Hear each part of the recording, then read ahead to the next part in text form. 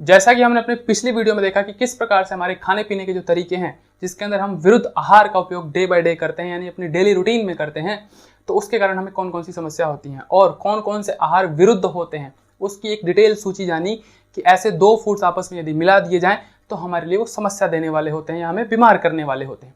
परंतु आज की वीडियो में हम जानेंगे कि ऐसे दो फूड कॉम्बिनेशन जिनका आपस में बहुत अच्छा योग बैठता है, बहुत अच्छा वो काम करते हैं। अकेले वो उतना अच्छा काम नहीं करते, परंतु यदि उन दोनों को एक साथ मिला करके हम सेवन करें तो वो डबल फायदा देने वाले होते हैं, या कहें कि उनकी ताकत बहुत ज़्यादा बढ़ जाती है। तो ऐसे कौन कौन से भोजन हैं उसके बारे में आज हम जानते हैं। तो आइए वीडियो को शुरू करते हैं। सादर प्रणाम, मैं विशाल एक बार पुनः स्वागत करता हूँ आपका अपने यूट्यूब चैनल सनातन मार्ग पर। तो आज हम जानने वाले हैं कि ऐसे कौन से फूड हैं जो आपस में मिला दिए जाएं तो वो दुगने फायदा करने वाले, या कहें कि जो स्तर है उनका उससे कई गुना फायदा करने वाले हो जाते हैं। तो सबसे पहले हम दूध से ही शुरू करते हैं, क्योंकि दूध के साथ ही ऐसे बहुत से कॉम्बिनेशन होते हैं जो हितकर नहीं होते हैं, और कुछ कॉम्बिनेशन ही होते हैं जो दूध के साथ सेट बैठते हैं या अच्छा काम करने वाले होते हैं, या कहें कि दूध को और कई गुना फायदेमंद बना देते हैं। तो शुरू करते हैं हम दूध से। तो दूध के साथ सेवन किया जाने वाला जो फल है, बहुत ही अच्छा फल है, जिसे कहा जाता है आम। आम जो है कच्चा हो तो दूध के साथ विरुद्ध आहार होता है, यानी कि गलत संयोग है। परंतु यदि आम पूरी तरह से पका हो, मीठा आम हो, उसके अंदर खटास ना हो, और उसको दूध के साथ यदि हम मिला करके सेवन करें या उसका शेक बना करके जिस भी तरह से हम सेवन करें तो हमें बहुत ही अच्छा फायदा देने वाला होता है। जिन लोगों को कमजोरी होती है या जिनका वजन नहीं बढ़ रहा होता है, शरीर में स्फूर्ति नहीं होती, ताकत या मांस नहीं चढ़ रहा होता है, उनके लिए दूध और आम का संयोग बहुत ही अच्छा होता है। इसे मिला करके सेवन करना उनके लिए एक तो ये विरुद्ध आहार का काम नहीं करेगा, बल्कि उनके शरीर को और बढ़ाने वाला, बल तथा पुष्टि देने का काम करेगा। फिर ऐसे कुछ ड्राई फ्रूट्स हैं। ड्राई फ्रूट्स में जैसे मुनक्का जिसे ड्राई ग्रेप्स कहा जाता है, या सूखे अंगूर जो होते हैं, खास करके जिनके अंदर बीज होते हैं और डार्क कलर के होते हैं, तो उसका सेवन दूध के साथ बहुत ही अच्छा है। यदि आप मुनक्का का सेवन करते हैं और साथ में दूध का सेवन करते हैं तो आपके लिए लाभदायक है, कोई इसमें कोई बड़ी समस्या आपको नहीं होने वाली है। फिर ऐसे ही कुछ और ड्राई फ्रूट जैसे बादाम तो प्रचलित है दूध के साथ, क्योंकि बचपन में भी हम दूध और बादाम का सेवन दिमाग और बुद्धि तेज करने के लिए किया करते थे, तथा जो बड़े पहलवान इत्यादि होते हैं तो दूध और बादाम का सेवन बल के लिए किया करते हैं, नहीं ताकत के लिए किया करते हैं। तो दूध और बादाम बहुत ही अच्छा योग बैठता है आपकी स्फूर्ति के लिए, ताकत के लिए, तथा आपकी मस्तिष्क की शक्ति के लिए, दोनों के लिए बहुत ही अच्छा होता है। फिर ऐसे ही काजू का भी दूध के साथ अच्छा योग है, दूध के साथ हम इसका सेवन कर सकते हैं, ये बिल्कुल सेफ है। फिर उसके बाद आता है दूध के साथ एक बहुत ही अच्छा योग, ताकतवर योग, जिसे कहा जाएगा खजूर का सेवन दूध के साथ बिल्कुल किया जा सकता है, क्योंकि बहुत सी ऐसी चीज़ें होती हैं जो मीठी चीज़ें होती है, खास करके उनका योग दूध के साथ बैठ जाता है, परंतु अधिकतर चीज़ों का नहीं बैठता, कुछ ही लिमिटेड चीज़ें होती हैं।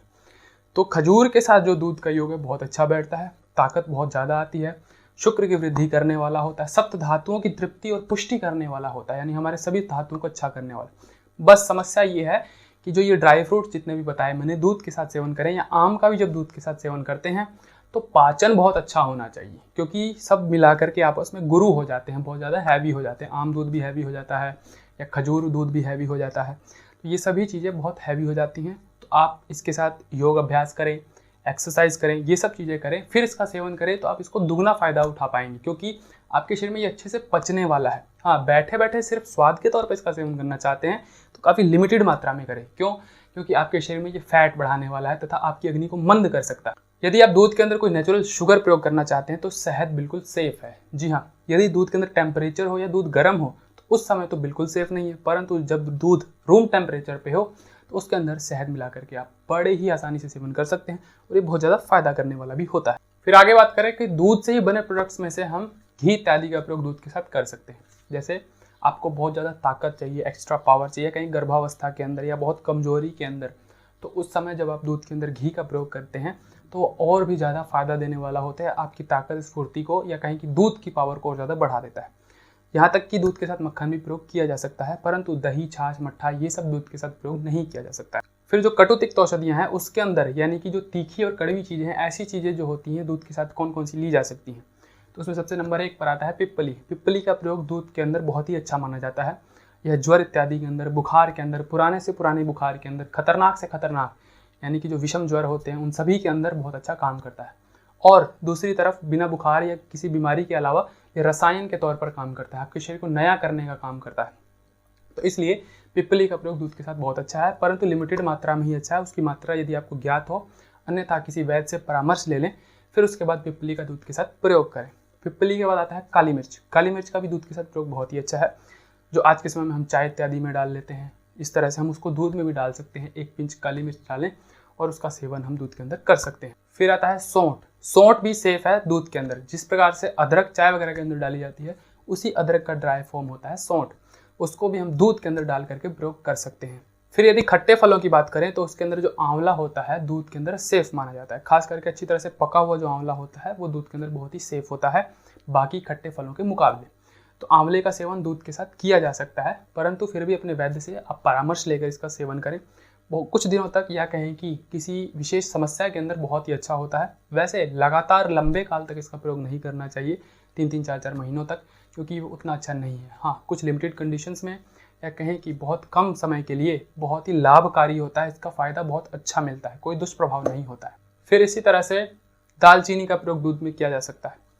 दालचीनी का जो पाउडर होता है 1 पिंच उसको डालिए दूध के अंदर, क्योंकि ये ऑटोमेटिक ये भी मीठी ही होती है, तो इसका भी प्रयोग दूध के साथ किया जा सकता है। साथ ही साथ मुलैठी का प्रयोग दूध के साथ किया जा सकता है। मुलैठी के चूर्ण का प्रयोग किया जा सकता है दूध के साथ, वो हमारे लिए बहुत अच्छा होता है। खास करके ड्राई कफ में यानी सूखी खांसी इत्यादि में दालचीनी, मुलैठी ये सब चीज़ों का प्रयोग जब हम दूध के साथ करते हैं तो हमारे लिए बहुत ही फायदेमंद होता है। इसके अंदर सौंठ, काली मिर्च ये सब भी डाली जा सकती है। फिर आगे बात करें तो मिश्री का प्रयोग कर सकते हैं हम दूध के साथ।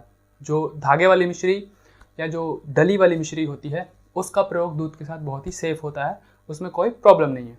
फिर इसी तरह से इलायची वगैरह का भी प्रयोग दूध के साथ चल सकता है। हम दूध के अंदर इलायची का प्रयोग कर सकते हैं, वो भी सेफ है। और बात करें नमक इत्यादि की, तो कभी कभार किसी ऐसी अवस्था में या पकवान के अंदर नमक डालना पड़े जिसके अंदर दूध हो, तो उसके अंदर सेंधा नमक का प्रयोग किया जा सकता है कभी कभार।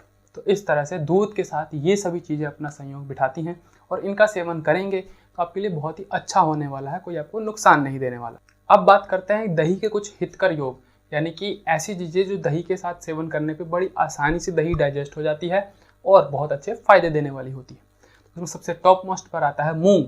मूंग के साथ, मूंग के सूप के साथ, मूंग के दाल इत्यादि के साथ जब दही का सेवन करते हैं तो दही और भी ज़्यादा फायदेमंद हो जाती है। क्यों? क्योंकि वो आसानी से पचने वाली हो जाती है और हमारे शरीर के अंदर अपना कार्य बहुत अच्छी गुणवत्ता का करती है, यानी कि बहुत अच्छे से काम करने वाली होती है। फिर बात करें तो दही के साथ बहुत ही अच्छा योग बैठता है, वो है आंवला। आंवले का प्रयोग आप उसके साथ कर सकते हैं। आयुर्वेद ऐसा कहता है कि जब आप दही का प्रयोग करें तो विशेषकर मूंग या आंवले के साथ करें, जो कि बहुत ही अच्छा कॉम्बिनेशन है। तो आप दही के अंदर आंवले का चूर्ण डाल सकते हैं, फिर उसको मिला करके आप उसका सेवन कर सकते हैं। फिर ऐसे ही दही के साथ मिश्री का प्रयोग किया जा सकता है। मिश्री भी उसके अंदर सेफ है मीठे के तौर पर। आगे बात करें तो शहद का भी प्रयोग दही के अंदर बहुत ही अच्छा माना जाता है। शहद का प्रयोग जब दही के साथ करते हैं तो उसकी गुणवत्ता को और बढ़ा देता है। फिर जो अंतिम और 5वीं चीज़ आती है वो है घी। दही का घी के साथ बहुत अच्छा योग बैठता है।